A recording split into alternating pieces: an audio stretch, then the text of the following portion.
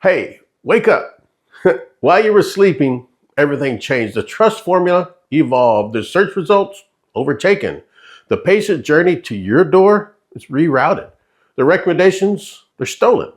And it all started with a bot. Not a simple bot, not a ruthless bot. It's just one they call AI.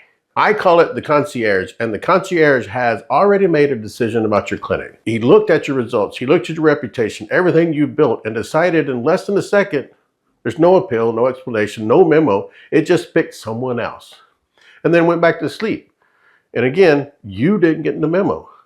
And all this happened while you were sleeping. Let me be honest about this. We all saw AI on the way. Nobody saw it taking the wheel this soon. I didn't see it this soon. I thought it was months away. And let me tell you the exact moment I found out that I was wrong. It was one search, a small Texas town, a little lake town, 2 med spas in the entire area. I watched the concierge redirect patients away from this perfectly good clinic and send them somewhere else.